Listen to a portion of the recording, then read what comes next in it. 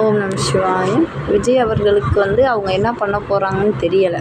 ஏன்னா அவருக்கே தெரியாது அவர் என்ன கொள்கை வச்சுருக்காரு, கோட்பாடு வச்சுருக்காரு. ஆனால் மற்ற கட்சிகளை ஏன் சென்ட்ரல் கவர்மெண்ட்டே எதிர்க்கிறார் பார்த்திங்கன்னா, இப்போ மோடிஜி பார்த்திங்கன்னா பாசிச கட்சி நடத்துகிறாராம். பாசிசம்னா முதல்ல என்ன தெரியுமா? சர்வாதிகார ஆட்சி. சர்வாதிகார ஆட்சினா ஹிட்லர் மாதிரி அவர் என்ன சொல்கிறாரோ அது மட்டும்தான் செய்யணும். அந்த மாதிரியா இப்போ நம்ம இந்தியாவில் நடந்துகிட்ருக்கு. ஏங்க இப்படி எந்த ஒரு அறிவுமே இல்லாமல் பேசாதீங்க. உங்களுக்கு என்ன எழுதி தராங்களோ அதுக்கு என்ன அர்த்தம் அப்படின்னு தெரிஞ்சுக்கிட்டு பேசுங்க. சர்வாதிகார ஆட்சியாக இருந்தால் நீங்கள் இந்த மாதிரி ஒரு புது கட்சி ஆரம்பிச்சிருக்க முடியாது.